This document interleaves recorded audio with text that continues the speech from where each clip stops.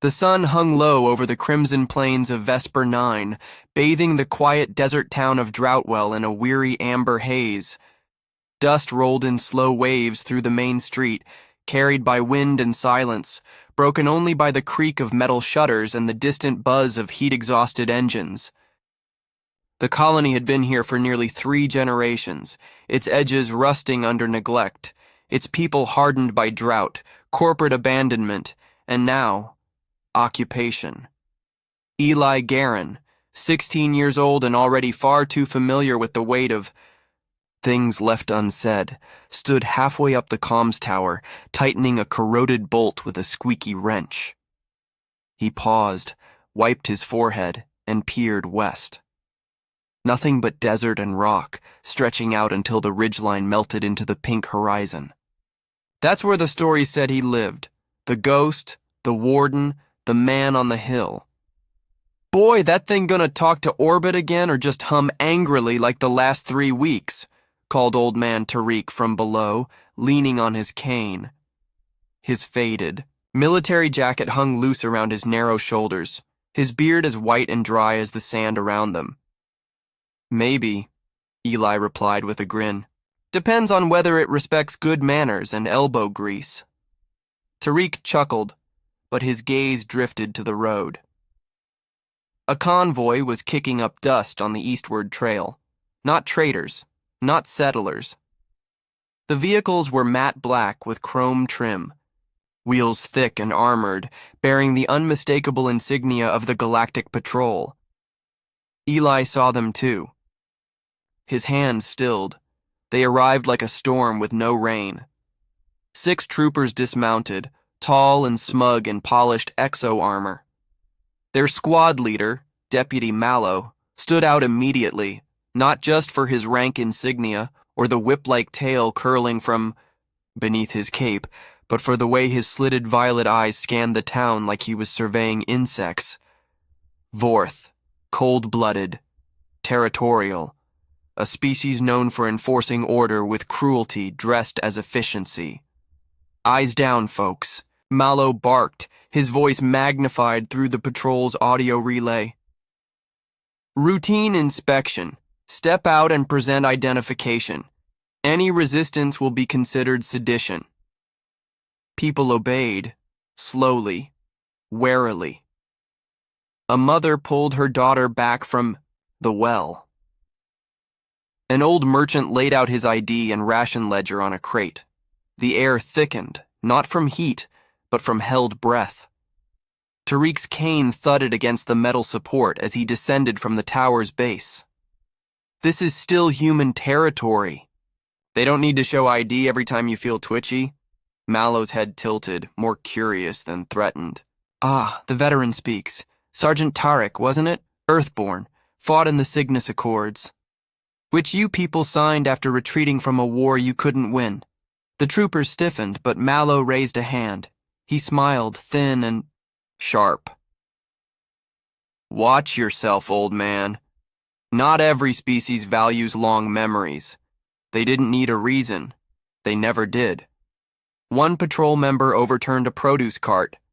Another began scanning the back of a storehouse with a motion sensor, demanding access. When an elderly woman hesitated to unlock her home's auto door, a trooper shoved her aside. Eli jumped from the tower, landed harder than he meant to, and stormed over. Hey, she's not armed. She's not hurting anyone. The trooper didn't respond, just kept prying the door open with a powered crowbar. Mallow turned to Eli with a lazy interest. Is that defiance I hear? She's my neighbor, Eli said, chest rising, fists tight. You don't have the right. A low, shrill noise punctuated the moment. Everyone froze.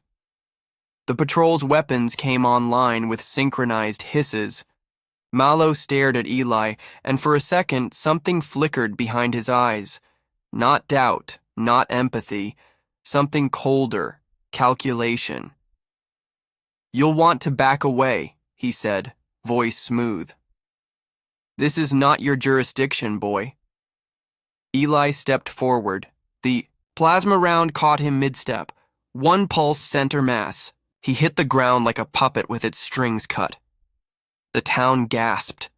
Time stopped. Someone screamed. Mallow turned to the trooper beside him. Record that he resisted. File it as civil interference. Tariq stood frozen. Then he dropped his cane. The wooden clatter rang louder than the plasma shot, but the loudest silence came from the hill. Eyes turned. Beyond the rooftops, up past the rim of the town where stone met the sky, stood a figure, still as death. Cloaked in gray, broad-brimmed hat casting shadow over his face. One gloved hand resting on the barrel of a long, brutal rifle slung across his back. The wind caught his cloak like the wings of a storm cloud. Mallow didn't look. He didn't have to. He felt it, like the first chill before frostbite. "Mount up," he ordered, voice brittle. "We're done here." As the patrol convoy rolled away, the townspeople rushed to Eli's side, but there was no need for urgency. The boy's breath had already gone with the heat. Tariq knelt beside him, pressing his wrinkled palm to the boy's cheek. His lips moved, but made no sound. Up on the hill, the figure turned. Not away. Down, toward the town, toward the body, toward the ones who took without fear. The man on the hill had seen enough. The desert winds carried no mercy.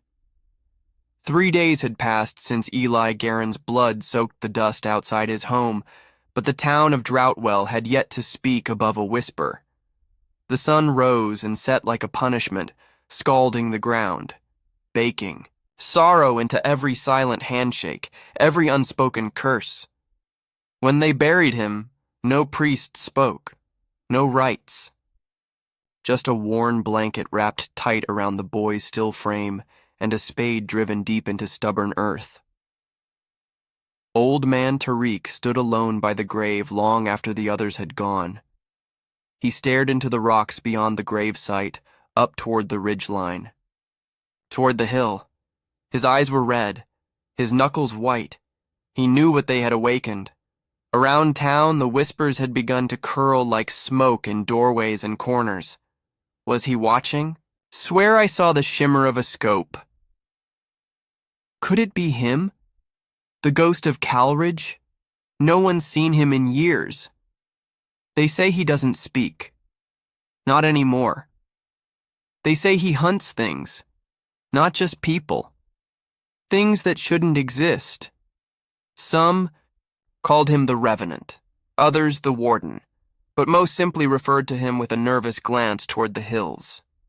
As if even naming him out loud would draw the weight of his attention. The Galactic Patrol, of course, didn't believe in ghosts. Mallow was furious. Not because Eli died, he didn't care, but because the incident had sparked rumors, movement, and above all, fear he didn't control. He doubled patrols, instituted curfews, locked down the comms tower again. 4 locals were arrested on fabricated charges and loaded into armored transports. The rest got the message. Stay low, stay obedient, or vanish. But something had shifted. 2 days after the arrests, one of the patrol vehicles failed to return. It was found outside town, engine pierced by a single tungsten-jacketed round, straight through the intake manifold. A shot no standard. Rifle could have made. A shot from miles away, the recovery team muttered. The forensic drone pinged irregular electromagnetic residue on the hull, residue consistent with a coil-accelerated sniper system. Military grade. Pre-Accord era. Human design. Mallow reviewed the footage in silence, then ordered all patrols to travel in pairs and launched 4 surveillance drones in a wide pattern. They climbed into the sky, cameras scanning, infrared humming. The next morning, none of them reported back. Only the 6th drone, recalled for diagnostics, contained partial footage, a flicker of movement, a shape atop a distant ridge, and then, abruptly, static. as if something had plucked the camera out of existence, but the patrols still laughed, some nervously, some mockingly. Probably just local rebels, one muttered over evening rations. Or a faulty AI loop, another said. These old drones glitch sometimes. They think a ghost's gunning for us? Let him try. Mallow didn't laugh.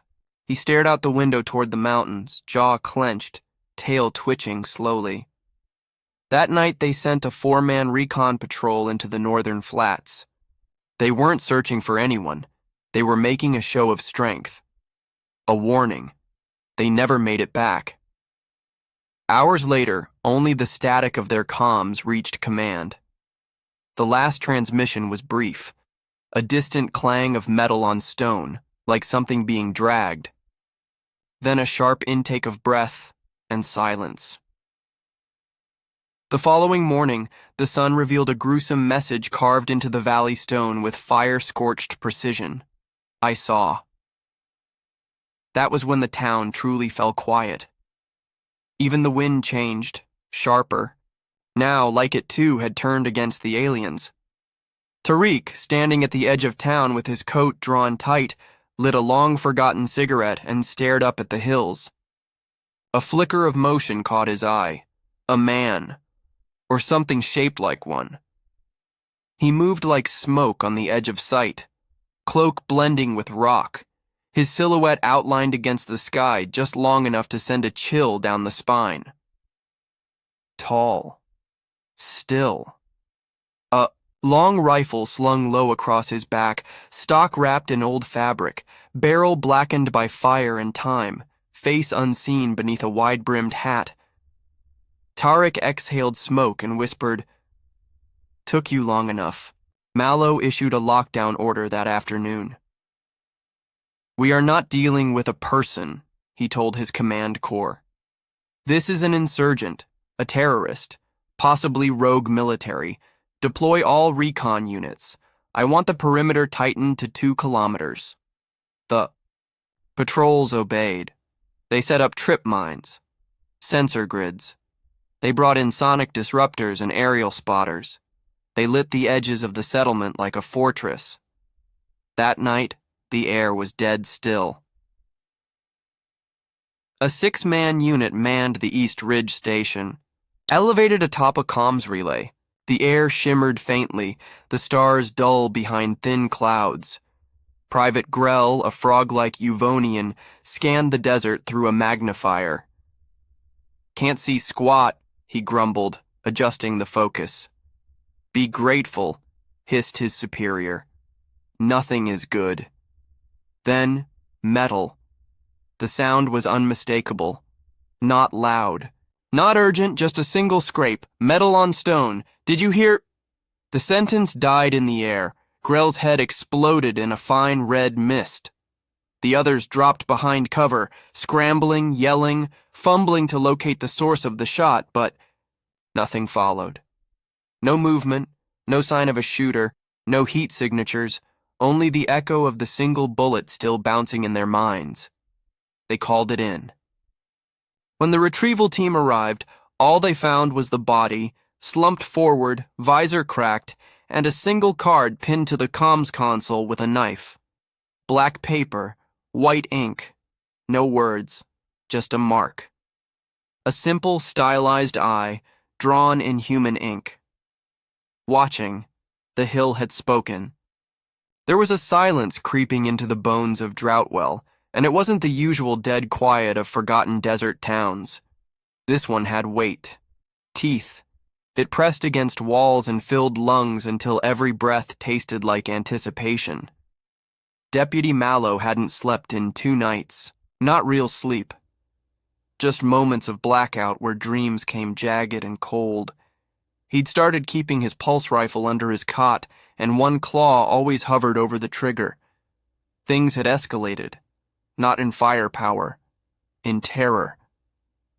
First, the comms, satellite. One moment it blinked above the settlement, humming along its orbital path, and the next it was gone. Not exploded, not jammed, just offline. Diagnostic log showed an object. A tiny metal shard had punctured its core processor. A shot, from ground level, dozens of kilometers away. No known weapon could do that. Then came the marks. White, paint, human military style, etched onto walls outside patrol sleeping quarters. Symbols no one understood. Circles with slashes. Red dots like eyes. Some said they were old code systems, used by Earth's Black Ops units before the unification. Treaties. Mallow didn't care what they meant. He cared that no one heard them being made. He ordered searchlights, patrol drones, biosignature sweeps. They found nothing. That night, Corporal Zen opened her locker and screamed. Inside were a set of rusted dog tags. Human. From Earth's defunct. 11th Ghost Division, a unit disbanded decades ago after being wiped out in action. Zen asked to be reassigned off-world. Mallow denied it. He needed bodies. He needed the illusion of control. But even that slipped. A mercenary crew he hired, hardened Edexian ex-militia, refused to leave their ship after reviewing tactical footage of the sniper's shot through the satellite. One clip showed a test. Fire, a bullet slicing a fly in half mid-flight. Another showed a drone intercepted mid-curve, mid-acceleration, an impossible shot unless the sniper had predicted the drone's dodge pattern seconds before it occurred. This thing's not. A man, the Edexian captain muttered. It's a system. Mallow screamed at them, threatened to revoke their licenses. They left anyway. The town, meanwhile, changed in tone. Quiet, but no longer hopeless. In the corners, locals started sharing glances, smiles not born of joy, but shared defiance. Someone jammed a hover unit's fuel line with sand and pitch. Another night, comm relays to the outer checkpoint stopped transmitting, and inspection found chewing gum and raw copper wrapped around the antennae bases. Primitive sabotage, but effective. A patrol transport went missing. Later it was found, upside down in a canyon with the words, "We remember Eli," burned into the hull. No blood. Just empty seats. Mallow raged. He began interrogating civilians, pulling people from homes. The more he pushed, the colder the town became. Eyes followed. Him everywhere. Not fearful. Measuring. He started hearing sounds at night. Things shifting, the wind brushing too close to the windows. And always, he felt watched. The final straw came during a midday unity address, where Commander Varnon of the Galactic Patrol landed with ceremonial fanfare. Varnon wore polished armor, a golden sash. He sneered at the gathered humans and declared Droughtwell under stable protection of galactic law. The speech lasted 7 minutes. 7 minutes too long. Varnon raised his arm to gesture at the YAO, patrol banners. There was a sound like air being sliced. The helmet of his bodyguard cracked open. Blood misted. Before the others reacted, 2 more heads snapped back, helmets folding like foil. 3 kills. 1 bullet. The shot had ricocheted down from a distant outcrop, curved impossibly off a metal reflector, bounced off a power relay tower, and found its final mark through 3 points of armor. Panic. Screaming. The crowd scattered, but no one truly ran.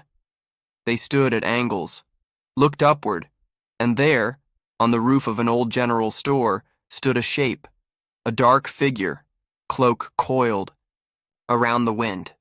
Rifle down, one gloved hand resting on the grip, face hidden beneath wide black hat. He didn't speak, didn't move, just stared at Mallow, long, cold, then turned, gone. By the time the patrol units reached the roof, it was empty. No signs of grapples, boosters or flight rigs, just dust, and a single spent casing, polished with a line etched into its brass. I speak for the dead. That night, The townspeople began placing candles in windows, every house, every building, like stars growing out of the dirt. For the first time in weeks, Droughtwell didn't feel forgotten. It felt watched, but not by enemies. By someone who had chosen them. By the silence that hunts. The storm rolled in not from the sky, but from orbit. The drop pods punched through the upper atmosphere like hammer strikes, glowing red-hot, scattering dust across the outskirts of Droughtwell. 12 armored giants stepped from the craters. They made their plating black and iridescent, marked with the insignia of Galactic HQ's Elite Retrieval Division.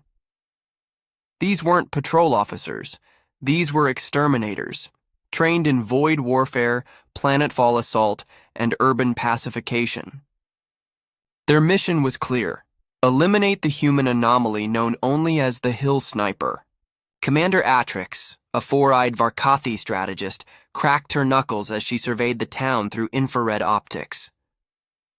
"This will be over in an hour," she said. "One ghost against the best of the stars?